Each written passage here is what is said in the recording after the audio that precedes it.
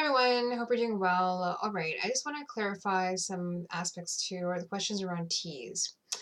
I want to first of all explain why I've been speaking about spearmint tea, so, like predominantly, is because spearmint tea had studies done and backed up the fact that androgen reduction happened with spearmint tea usage within a couple of days. I think it was 10 days with 2 cups of spearmint tea, which reduced androgen levels in PCOS women. So that is why I personally use spearmint tea. I enjoy it and so forth. Now, spearmint tea is not the best palatable tea for everyone, and also too, spearmint tea may not be found in your area. So peppermint tea, which is also, within the same family, is also a viable option. However, I can't guarantee what its benefits are. I don't know. It is from the mint family, and they say that mint does reduce androgen, so fair enough. That could be that peppermint tea is fine. So if we have peppermint tea, definitely try it. If you prefer it, go for it. Apparently, from what I'm reading, it seems to also reduce androgen levels. I just have been using spearmint tea. I found it effective, and also the research is supporting it. That's why. Also, too, raspberry leaf tea, a big one as well in terms of supporting your uterus. So I hope that clears things up a bit. Any questions or comments, let me know. Okay, another thing that I want to speak about is a topic that, um, it's personal for many, but it is what it is when it comes to your vaginal health. So, okay, so now the vaginal health part is very telling in terms of what is happening with you.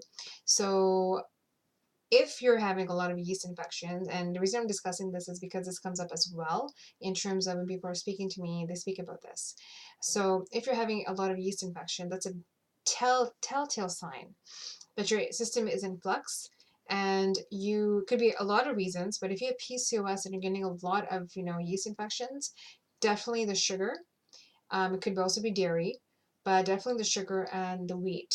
Those are the things that I would be looking at and monitoring and getting rid of, because that also is going to facilitate and precipitate the candida growth, which is overgrowth of yeast within the body that is occurring within your system.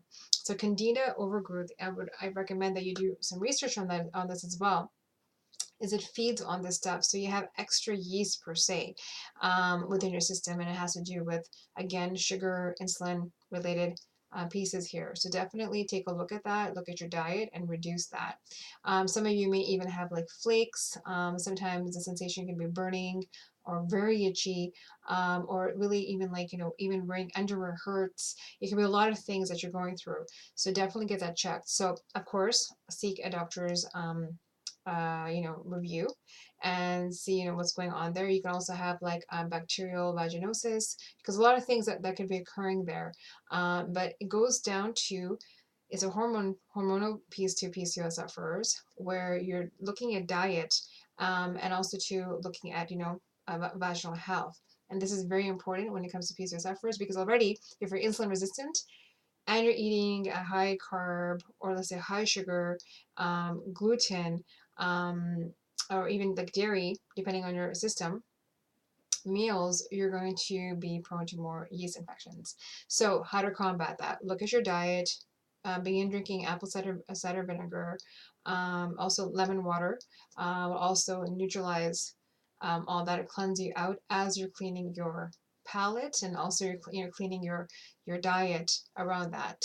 Um, so I hope that makes sense, and I hope that you realize you're not alone when it comes to this. It's a very common ailment, but for PCOS sufferers, it's a little bit more even exaggerated, because if you have insulin resistant, you're dealing with those pieces, and your diet is unclear, then you're more susceptible to this situation as well.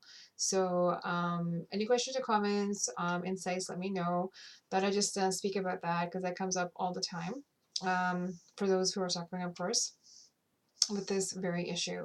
Other gynecological issues, definitely see your gynecologist to discuss matters. I've seen people ask things on forums, and I don't think, this is just a general overview that I've provided you when it comes to if you have these issues. But when it comes to other aspects to your health, and it's gynecological related, do understand that your gynecological reality is very different, because depending on, your diet, your lifestyle, your sexual activity, your just exposures, also too when it comes to like, are you a swimmer or not a swimmer, chlorine effects, what you use in the shower. That's another thing too. Make sure it's natural. You're not putting in, you're not taking baths in bubble bath kind of, solutions out there. So you need to be careful when it comes to what you're doing, for your vaginal health. A lot of material out there for this. Take a look at it, but again, allow the area to be natural in that sense when it comes to the cleansing part. Don't over cleanse, of course.